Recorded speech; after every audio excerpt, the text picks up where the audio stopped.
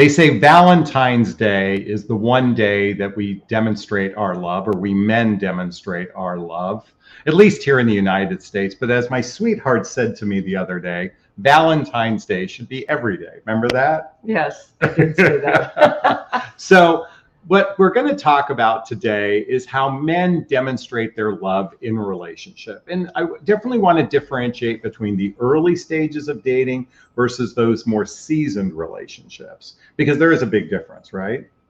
Well, I would think so. But I feel like we're seasoned already. Yeah. Well, what I mean is there's the early stage of dating where there's lust and limerence and you've had the experiences where guys have come on strong and they've disappeared, right? Wait, let me backtrack. You've never had a guy disappear. I'm sorry. But certainly No. you know that many of my followers have had that happen. No, and I have had guys disappear, but there's a difference in the early stages versus when it becomes a seasoned relationship. Well, first off, how a man shows up, but how it feels to you, a woman, right?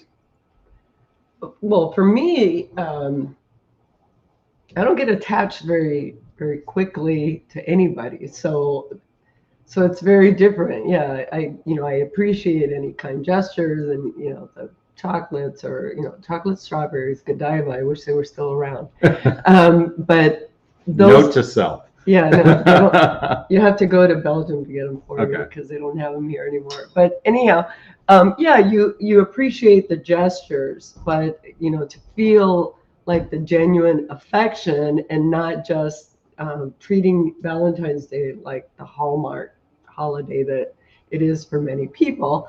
Yeah. But we're really talking about love in general. And so differentiating, you said something a moment ago I wanted to expand upon. You don't get attached quickly. No, I never did. And what's the benefit of that? Taking my time to really explore who this person is before I invest myself into it. Yeah. But, well, let's go deeper on what the benefit is, though, because if you think about it, when you connect with someone for the first time, you feel the electricity, you feel the excitement, you can get attached to a person that may not be right for you. And you know what? It's happened that I've felt that attraction. Okay. And then I sleep on it. The next day, I'm like, yeah, this guy's not right for me. Okay. But ultimately, and this is something I stress upon for my clientele, it's kind of something that's talked about in the book, Why Men Love Bitches. And let me just say, while the title might be offensive to some people, and I don't love everything about the book, what I think bitch stands for babe in total control of herself. Yes, that's what I always say. What I appreciate about you is you have this capacity to remain in your sovereignty. In other words, you don't give your power away to a man. So even if the early stages, he might be love bombing, he might be overly excited, you kind of take it with a grain of salt, or at least you did before you met me. Of course. Okay, I'm just kidding here. So does that feel true for you? No, it does feel true. I don't, I just took my time. And just because somebody is incredibly attractive and they're, throwing themselves at you, doesn't mean that they're a good person. And I was always looking for a really good human being. Yeah. Well, it's something interesting about you. And again, I'm a dating and relationship coach. And what I teach my clientele, I've said to you, you just naturally did so many of the things I teach in my private coaching. So you didn't need my coaching. In fact, you wouldn't even probably sought out my coaching because you kind of innately kept your distance. You didn't get, not when I say kept your distance, you didn't get overly attached to someone. But more importantly, you kind of kept your, as I said a moment ago, your sovereignty, your power. In fact, even in our relationship, I've not once seen you give your power away, meaning make the other person's happiness so extreme that you're not, how do I say this? Your happiness is dependent upon them. Does that make sense? Yeah, that makes sense. But, not giving my power away was not, it was more about, I'm just not going to expose my heart to just anybody. So why would I would I do that, I needed to make sure that they were the right type of person for me. But, the refrigerator guy that I told you about. Oh yeah, the guy. Yeah. So tell the story really quickly. it's a quick story. So it's a guy that I met, and then I realized that I knew him from the town where I raised my kids and stuff. And I knew of him, and I had met him, but I thought, okay, what the heck, I'll have breakfast with him. And then he asked me out to dinner. We go out to dinner, and then he wanted me to go to this like this bar in that town, and it's a very, it's like a really affluent town. And so they had remodeled this, and then I realized as we were walking in, all he wanted to do was parade around in there with me. Oh. And I thought, this isn't. I'm like, let's just sit at the bar. And so we sat at the bar, and somebody sent us a drink. We ended up going to somebody else's table, and I actually had a really nice time. The next day, I was babysitting my grandchildren. I was busy, with little kids. You just can't be on the phone or checking my phone, whatever. And I got a message that I didn't respond to. And when I was driving home, I looked at my messages and I called him. And he's like, well, you didn't even respond to the message I sent. Well, what was it? And he says, you made the refrigerator. Like, my pictures were all over his refrigerator. And you had only one date or 2 dates? Well, breakfast and then dinner. So, okay. So meet and greet and then a date. And he wanted to cook dinner because he was this great cook. And it was that night that I said, yeah, this isn't going to work for me. It's just, it just felt wrong. This guy was not the type of man that I wanted to be with. So there were other reasons too. Okay, I'm sorry, cut you off, but I was going to say that totally leans into what we're going to talk about today, because the way a man genuinely shows his love when he actually cares is going to operate differently when that guy is in that state of excitement or infatuation, or maybe I say lust or limerence, because when it's lust based, we're just driven by sex. And when it's limerence based, it's oftentimes an infatuation based on an insecurity. So, all right. So our relationship happened rather quickly, right? Well, it started rather slowly. Oh yeah, when we first, yeah, that's right. We talked on the phone for over a year before we actually met. But I'm saying once we met, it progressed rather quickly. Now that was partly because we had distance involved, and the way we arranged it was we spent a lot of time together during the first 2 months, because we both have flexibility in our schedules. What I'm going to lean in today is when a man genuinely shows he's really into you, when a man genuinely shows that he's really in love with you, I'm going to ask you a question, because we've talked about this before. What is the common feeling you experience pretty early on in our relationship? I felt very safe. Okay. I felt very safe to, just to expose my life history. Yeah. And we unpacked it all. We'll talk about that later. I was actually thinking of something else you shared with me. Actually, it was just even yesterday. It felt calm. Yeah. Now, I know safety is a reflection of calm, but I feel like, I'm going to let you do the talking here. What does calm feel like? I mean, obviously it feels safe, but can you describe it a little bit more of how you felt? So, when you feel your heart is calm, you feel this sense of peace and contentment. Yeah. And you don't, you can't tell on a first date or a meet and greet right away, but as you get to know someone and you start feeling that, that's when I have, opened up to be able to talk about things. So you don't know my notes on what I wrote today. No. Okay. So I always spring this on her at the last minute, folks. And let me just say this for everyone who watches. I know some people think I'm forcing her to be on here. No. Is that true? No. Do you actually enjoy doing this? I do. Even though I'm kind of exposing you to the general public, so to speak. Yeah, I do. I'm very private about a lot of things. So at first I didn't want to do this, but the first time we did it, I had a lot of fun, and thank you for everybody that was very welcoming, and we got some really positive feedback. Yeah. Although we did some negative. some negative Yeah, feedback we got some too. negative We had some feedback. negative stuff, but Which I'm going to talk about in a second, because coming back to that feeling of calm, that feeling of safety, that feeling of peace, what I'm about to share for the topic of this conversation is those three things that a man does to put you in that state. And the first thing I'm going to talk about today, the first one is when a man is vulnerable. And do you remember when I shared with you a very private thing about me? I want to say, first off, it's because of who you are that I felt this way. So a man will become vulnerable when he feels safe with the right person. So, because I know, let me just let me do a rabbit hole for a second. There were several women I'd met prior to meeting you that I liked and I enjoyed their company. But for some reason, there was something uniquely different about you. And because of that, I felt safe enough to be vulnerable. Do you remember what I'm talking about? I do. And how'd that feel when I shared that with you?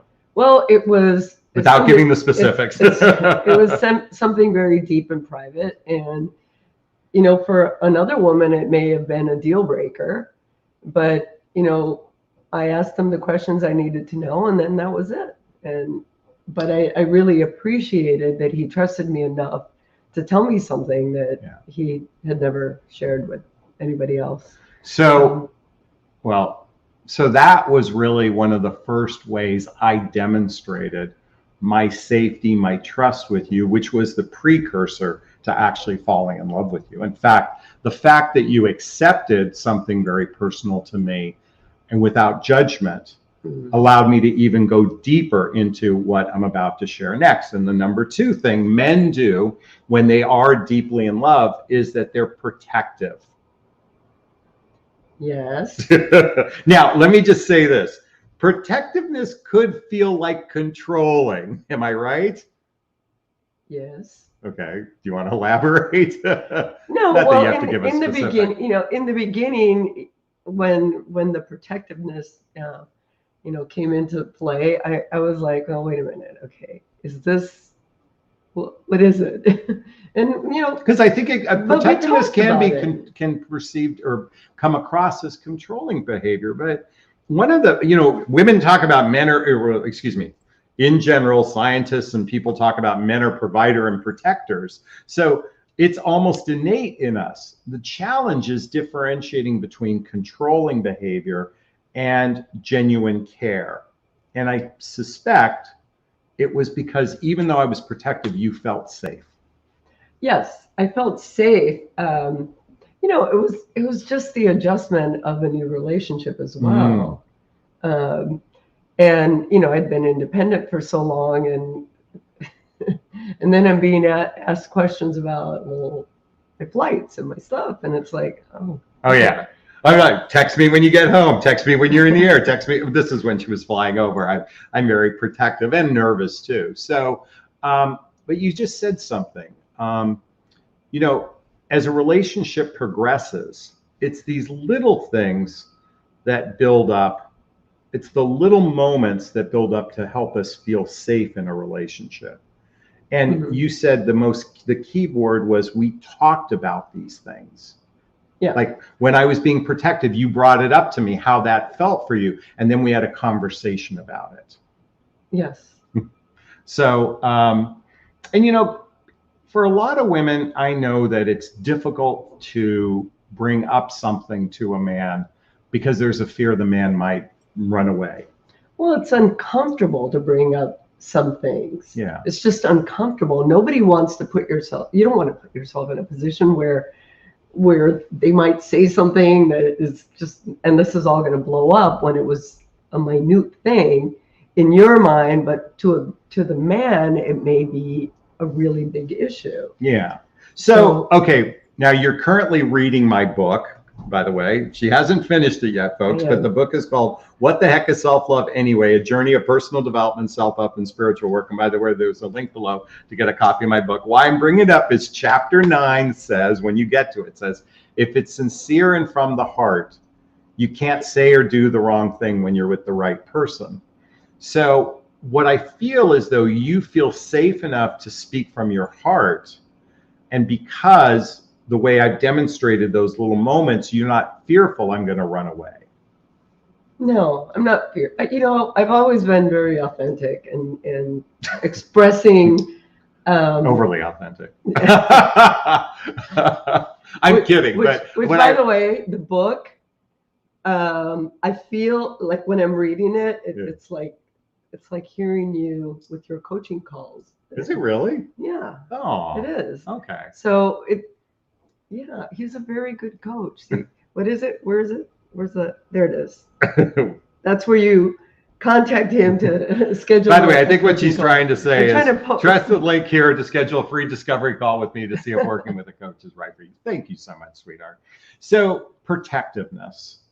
I think, folks, when you've experienced a man who genuinely is protective, and again, you have to differentiate between caring for your safety versus trying to control you in their life. There's a big difference.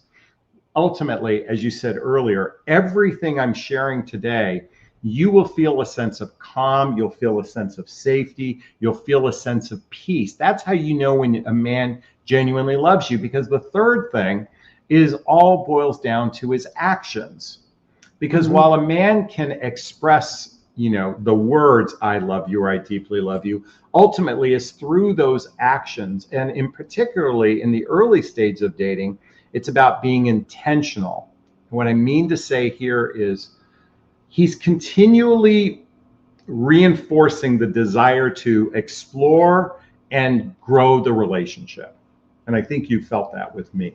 Yes. Well, by the time I was here, we already knew that. Yeah. Yeah. But I'm saying you've been in other short-lived relationships where men weren't intentional. They weren't progressing the relationship, even though they were good guys, and, some of the men were acts of service and other whatnot. They weren't demonstrating a consistent desire to grow the relationship. Right. Because there are men that I had. A man, one in particular that I had a relationship with, great guy. I couldn't find anything really wrong with him. So I wanted to give it a chance. And he was all about acts of service. I moved and he put up my TV and, it's stuff like that. He was very giving in that way. But when you would talk about feelings and where this would go and wait, no, I'm not ready to talk about that. I need to take it really slow. And so that's where it's like, well, I'm not going to take myself off the market for somebody that doesn't even want to talk about it. It's like it was just a no-go subject. And you can't do that if you really want to build a relationship. This is why,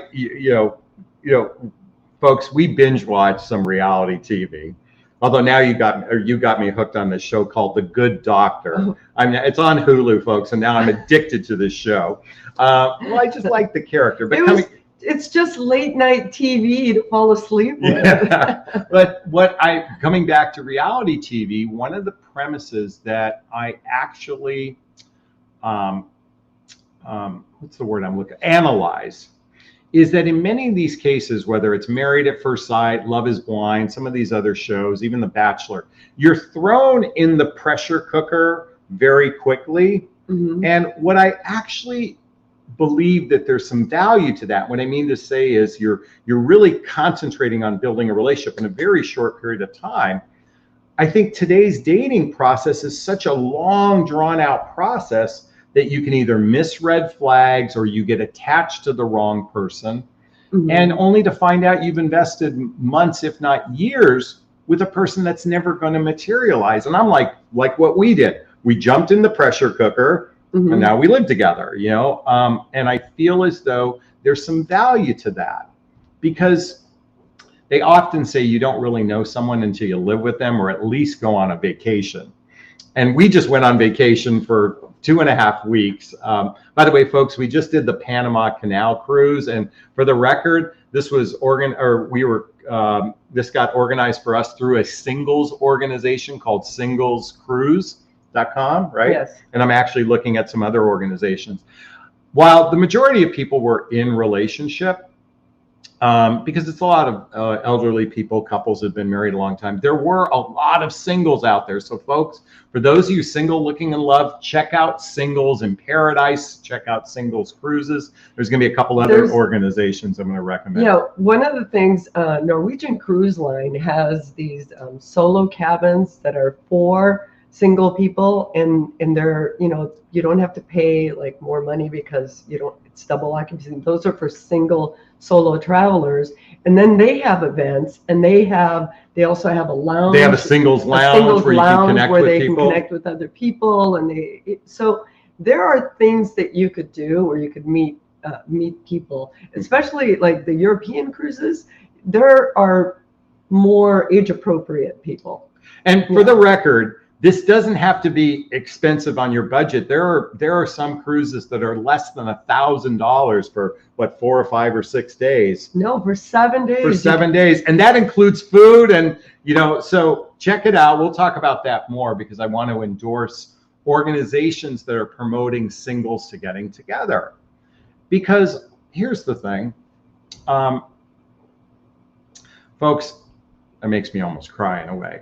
I am ridiculously happy with our relationship. I didn't even know that this was possible, quite frankly. I didn't have it in my marriage. I didn't have what we have in our relationship, that sense of comfort, that sense of ease, that sense of I can just be myself with somebody. And I feel like you feel the same.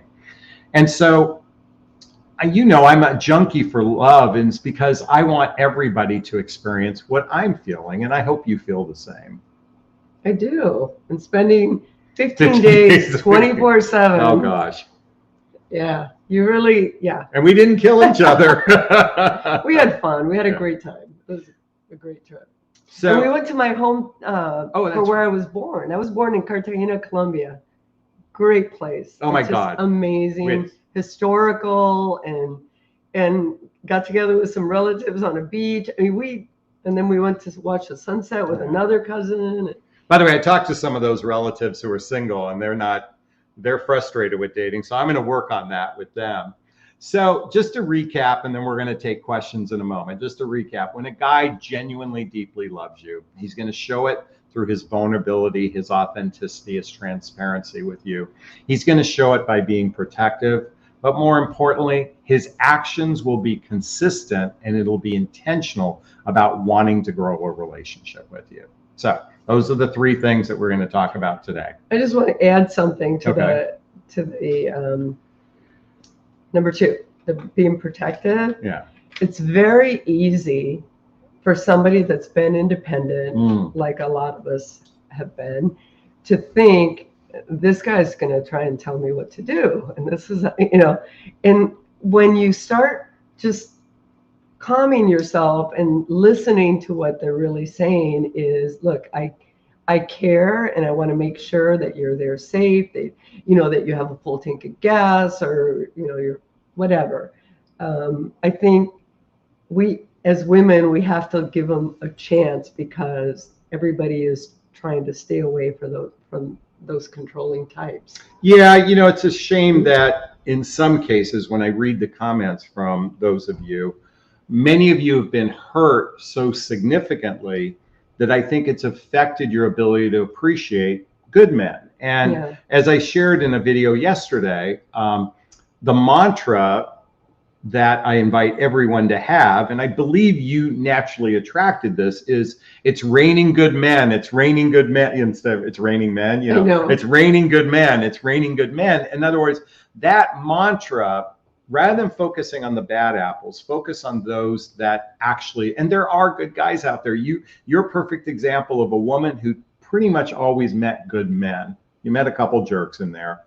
Well, but I had, like, the only relationships I've had have been with really great people. Yeah. And I'm still friends with them, and I have just fond memories of them. It's and that's, I think that goes to say, yeah, there are good men out there, and you give them a chance. And just because a relationship ends and doesn't work out, it doesn't mean that you can't be friends. And if it's a good guy, they'll be that way. And I'm not seeing friends that you're talking every week. It's just, they're on your Facebook, and you check in every once in a while for a birthday or a holiday or that sort of thing, or they just had a grandchild or something like that. Yeah. Okay, well, I think it's time to take questions from the group, if you're open to it. Folks, if you're new to my channel, if you have a question, write the word question and post the question there after. Or you can use the little $ posted there. You can purchase a super sticker, super chat. All the monies from the super sticker, super chat goes to a scholarship fund in the name of my son, Connor Asley. That's a picture of him right there. That's my son who passed away 4.5 years ago now. In his honor, I've started a scholarship fund to donate to causes like personal development causes that are near and dear to me. So let's see what we have in the Q&A board. I'm just going to go back a little ways.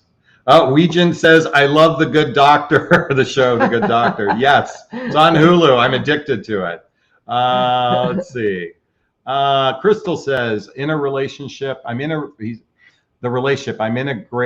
a great man. However, he openly admits he has had a hard time expressing his feelings, but his actions shows me he loves me. I want to touch upon that because one of the book, The Five, where is it? Oh, I have it over here. Yeah, folks, if you're not familiar with what's called the 5 love languages, right here.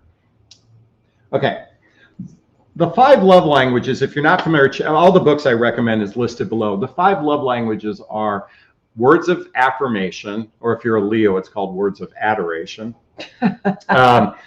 Physical touch, quality time, acts of service, and gifts. And what this means is most people have a predominant or several high love languages. In other words, they might be 1 or 2 or 3. In Marie's case, it's all 5. And for men, they oftentimes use acts of service. What that means is they'll put up your TV for you. Mm-hmm. They will put the car plates. Change the tires. Change the tires on your car. That's how they show love. And for some men, it's incredibly difficult to express themselves. Everybody, I want someone to write this in the chat box. I want you all to go on YouTube later and type in The Mask We Live In. The Mask We Live In. It's a trailer for a documentary. And this trailer really illustrates why men oftentimes are very stoic. Because as little boys, we were conditioned, we talked about this, we were conditioned to stuff our feelings. To be a man means not to show our feelings. So I know for myself, I felt that way, and it took a woman before I met you, to really help open me up to be expressive. Mm-hmm. I always say a man reaches his heart through a woman. So lead by example. And so my best friend, who I can honestly say is not that expressive with his feelings, even though he's a great guy and he's an acts of service type of person in quality time, his girlfriend just kept expressing her feelings, his previous girlfriend.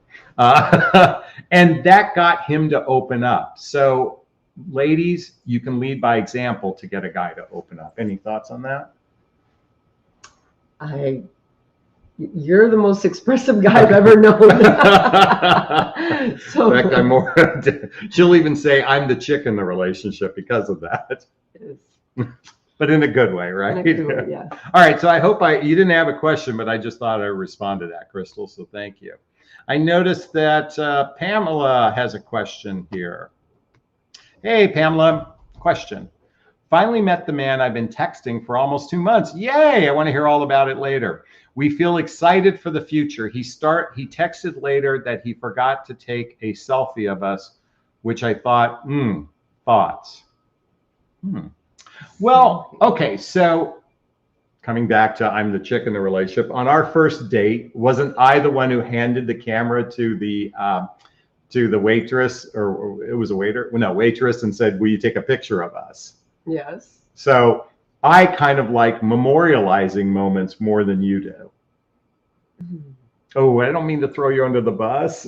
No, it's just, you know what? It's just different things at different times. Like when I first met you, I didn't know this was going to turn into anything. That's a good point. So like, I just didn't think of that. Okay. But Well, I knew the minute I met you, or the second time I met you. of course. Anyway, going back to Pamela, most likely he just wanted to memorialize your meeting together because it meant something to him. And use whether it's handing the camera to a waiter or waitress or taking a selfie. That's my thoughts on that one. Would you? Is there any other reason why he might? I didn't quite understand the question, to be honest. Okay. I'll just repeat it again. He texted later that he forgot to take a selfie of us, which I thought, thoughts. So they'd been speaking for a while. He asked to take, he texted later saying, I forgot to take one. My feeling is he just wanted to memorialize it. Do you have any other thoughts on that? Well, I mean, I'm reading it that they've been texting for almost 2 months. Have they met? Did they? Yeah, they just finally met. Oh, yeah. Finally met the man I've been talking to. Does that make sense? Yeah, so, okay, got sense. it. Okay, let's keep going. Oh, Judy writes, question.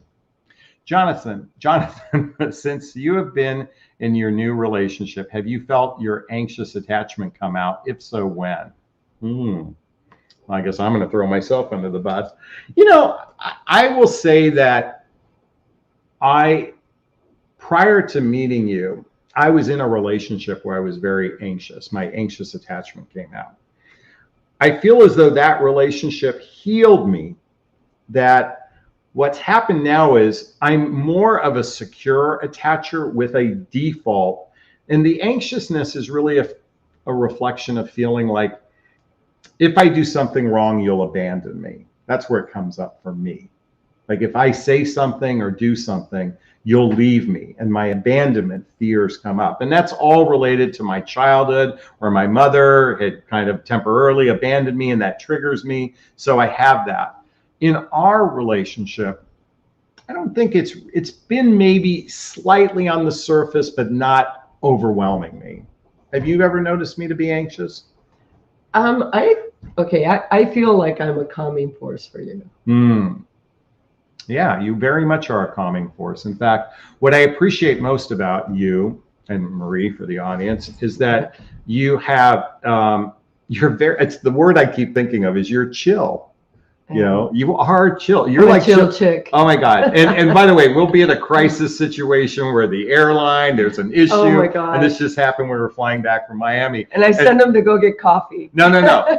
Here's what happened. In all fairness, the ticketing agent at American, which we have to give her props. I wish we had her number right now because I'd like to tell her boss. She turned to me and says, you go get a cup of coffee. She and I will figure this all out, because she could tell I was getting anxious. Now, I wasn't anxious about the relationship, but this comes back to my father, who used to get very anxious when he couldn't be in control of situations. Okay. And so this is where it stems from. And again, Marie is a very calming force. She's very chill. So I think because of that, my anxious attachment doesn't come out to the point where it actually creates any havoc in our relationship. No, it hasn't. Yeah. In that situation, it was actually kind of comical. But that was because it was the ticket agent that said, dude, you need to go get some coffee. Yeah. But I'm differentiating between, that situation and our relationship. No, our relationship is not like that. I think I am chill, but But I think I'm chill with you too, except for airlines. Except for airlines. And other things. So, okay, I hope, Judy, I answered your question. Cassandra says, question, do you think men that insist on not shaving facial hair are being lazy, or they're only thinking of themselves? Well, I can answer that. All right, I'd like to hear your thoughts on that one. Okay. Princess and the Pea. Yeah, I have 3 kids, 3 boys. And right now, 2 of them have a lot of facial hair. One of them, it looks great on him, and then he shaved it off, and it's like, what'd you do that for? It looked great, right? But I am not somebody that likes the scruff. I don't like the way it feels. And, you know, and I'm very open about saying that, like, you need to go shave. Well, you also have expressed to me you have delicate skin, and so I get a rash. I get a rash. Yeah, if I don't shave, whether we're making out or something else, it affects you. So you know, the hard part is, you know, there's a fine line between being yourself, and for a guy, like there are times I don't feel like shaving for 3 or 4 days, and because it's a pain in the ass, just like ladies shaving your leg or anything else might be a pain in the ass. And for some men, they like that look. I think when you're in a relationship and you listen to your, like in your case, you shared why it's important for me to shave because of how it affects you. Then if they're saying, no, I'm going to keep this scruffy facial hair, to heck with you, then I do believe that's not being sensitive to your partner's needs. I agree. Like for me, it's like I get like it's almost like rug burn on your face. Yeah. So yeah, I don't know. Okay. Well, anyways, I think he's being selfish. That's my 2 cents on that one. All right. Thank you for your question, Cassandra. Ruth writes in. Question. An ex keeps say you his queen and you his king. I think he's trying to manipulate, but me and my sister-in-law disagree. What is your opinion? In the past, he used women and former drug user.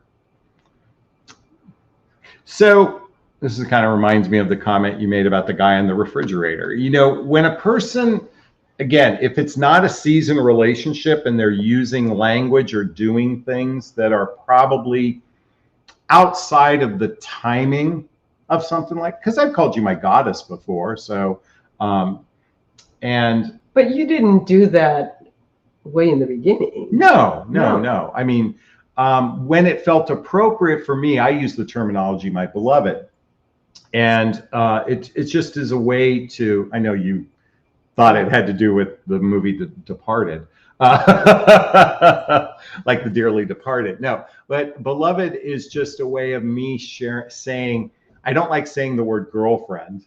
You know, I don't like the word partner, you know, but I wanted to demonstrate that you are special to me. So, so to use that type of term of endearment, king or queen, I think in a seasoned relationship that might be endearing, but I certainly in the beginning, I think it might be overwhelming. No, and if he's an ex, she said it's an ex that's doing that. Oh, that I thought he was an ex-drug user. Yeah, everything about it doesn't sound good. But, you know, he has a past of using women, former. I don't know. It's hard to say. So even in dating apps and stuff, when you meet someone and they're writing to you, and then they write, hey my baby doll, and how's my sexy thing doing, and right away that was a block delete, because that's not the kind of person I was looking for.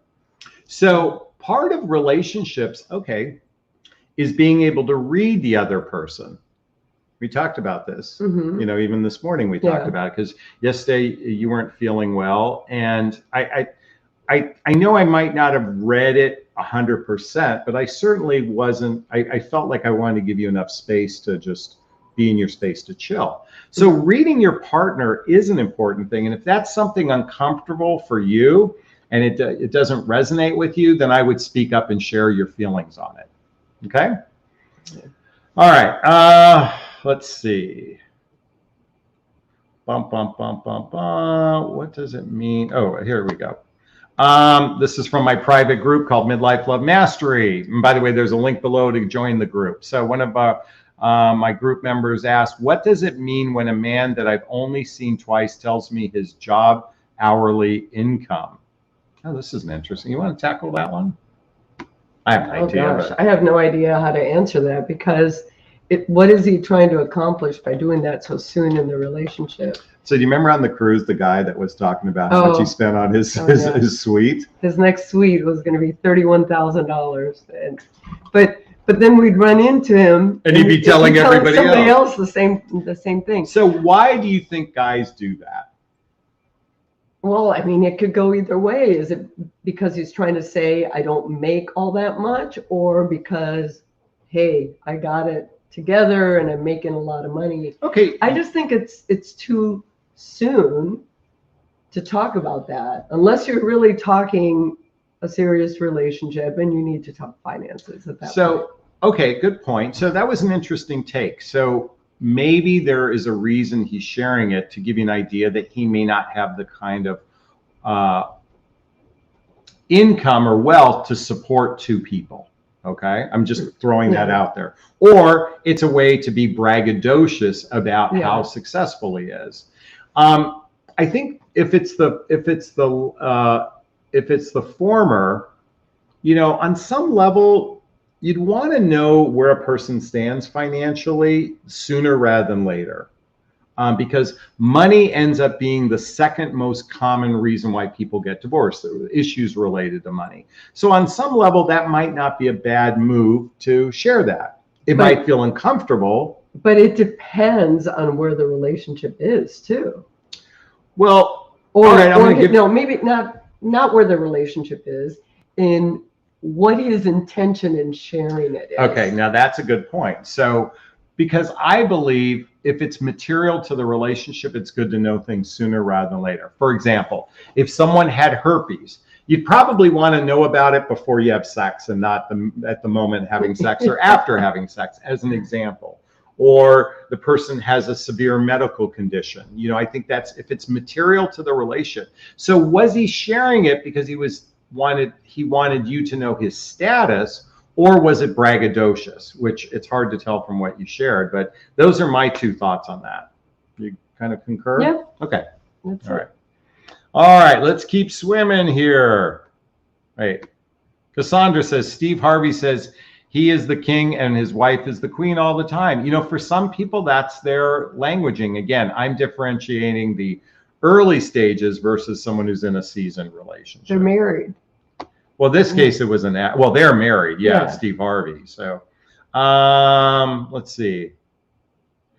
Here's one. Weejan says, yes, reading your partner is not something lots of men are very good at. You know, most humans aren't good at that. I think one of the real challenges in human pair bonding is that most of us weren't trained at being in a relationship. Nobody taught me, you know, like you know, we went to driver's ed to learn how to drive a car, right? We had to take a driver's proficiency test. Any two people can jump into bed together and start a relationship. And most of us probably don't have the skill sets, the human behavior skill sets, to really navigate relationships. And it's one of the reasons why I habitually share I share book after book after book after book to help educate people. And when I said earlier, lead by example, I really quickly, and I want to give you a chance to jump in. I had a client today who just started working with me a few months ago, or early last year. So it's been a couple months now, and she's in a relationship. And she's done everything I recommended. She's recommended reading the book, 8 Dates with Him. She shared the dating vows. And he sent a message to her saying, I want to talk to your dating coach and thank him because I made his job easier. Oh, that's nice. Because these were things he didn't know. Most guys, as I say, are rather clueless when it comes to relationships. So, you know, you have a choice. You can assume most men have direction, or you can guide them along the way. Am I making sense? Yeah, you're making sense. I'm just wondering what this generation is going to be like. I don't know. I'm thinking of my grandson, who is just the most thoughtful, sweetest thing. And I just hope that he stays that way. He's very communicative and you know. Well, I think it's going to be interesting to see for those of us who are baby boomers or Gen X. Remember the video we watched about the woman who said how, you know, Gen X screwed it up for this generation because they're all pampered children that gets a participation award for going to the bathroom right side up, and I'm making that up or whatever, you know. So it's going to be interesting, the younger generation, how they're going to view relationships. I believe that the value of partnering with someone is that 2 is better than 1.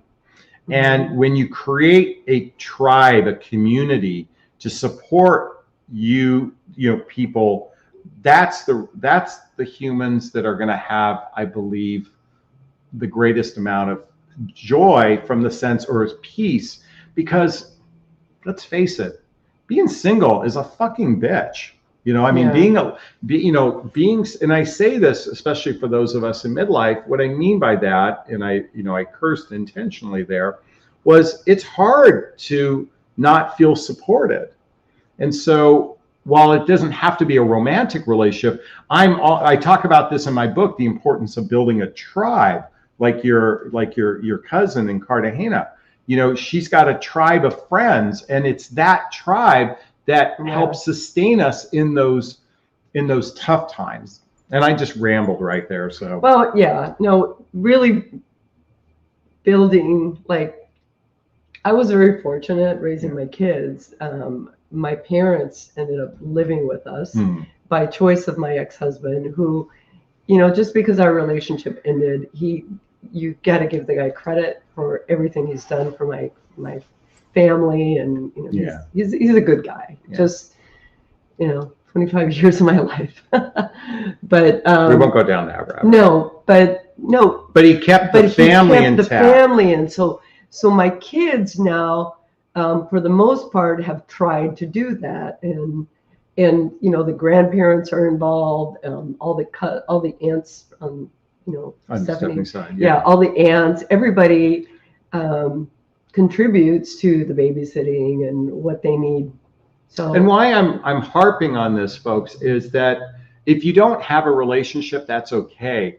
But I definitely want to encourage you to build your tribe, because it's your own individual community that's going to help sustain us as we get older. And for those of us who go to the doctor now on an occasional basis, we're going to need all the help we can get. So that's just a rant. And it's not just, so it's not just building a tribe of family. You can, family doesn't have to be blood. No, I didn't mean it that way. I mean, like friends. Yeah. Like my cousin in Colombia, she's got this huge group, and they get together once a month. They celebrate everybody's birthdays and stuff. And, I was kind of jealous when I was in Colombia a few months back, because I thought, gosh, I wish we had that. I could have that in the States, but everybody's so distant here. Yeah, that's true. Like, I have family all over the place.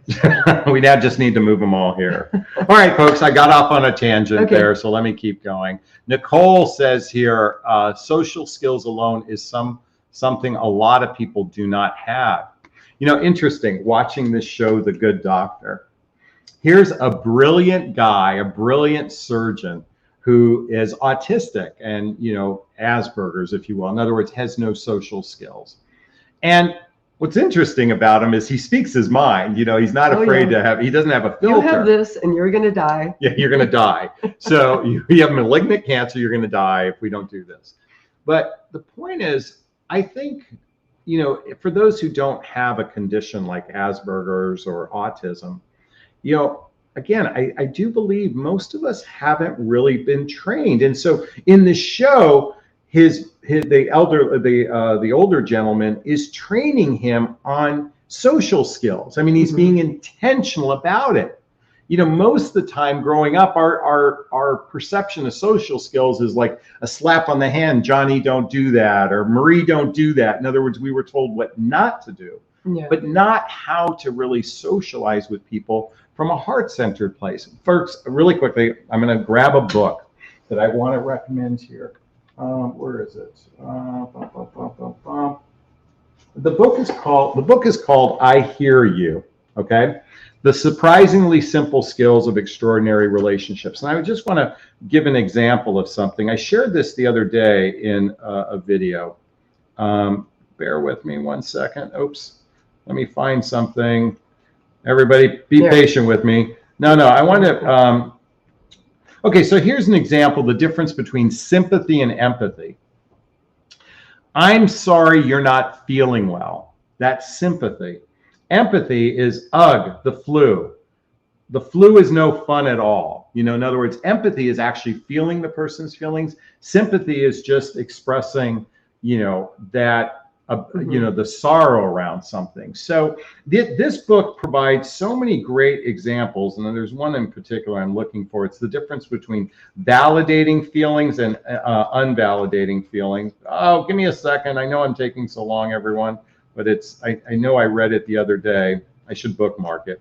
Anyway, validating statements and unvalidating statements as an example. Oftentimes in our communication, we don't mean to dismiss a person's feelings, but our languaging does that by default. So I recommend checking out this book. I can't find the example, and I can't think of one off the top of my head.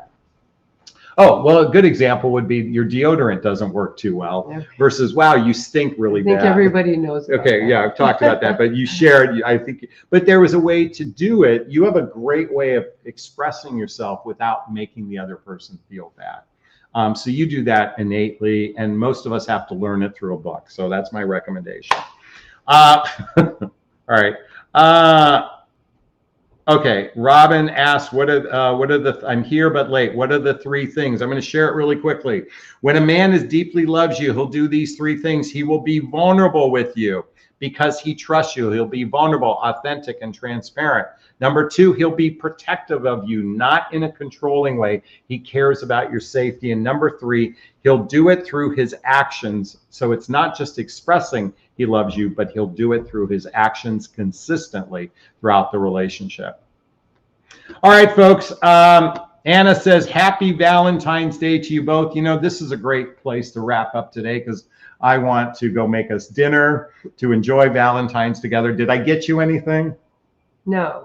Wait, what did I get? No, I got flowers, but we agreed that, you know, we did this cruise, and it was for Valentine's as well. And Christmas, and for the next couple birthdays too. No, I'm just kidding. Well, you said to me, and I quote, every day is Valentine's Day with you. I did. So, I did say that. And that's how I feel as well. So folks, for those who got to this point, happy Valentine's Day to you all. I hope you all have a wonderful day and treat every day with love in your heart. So I'm going to wrap up with giving you one of my big Jonathan Bear hugs.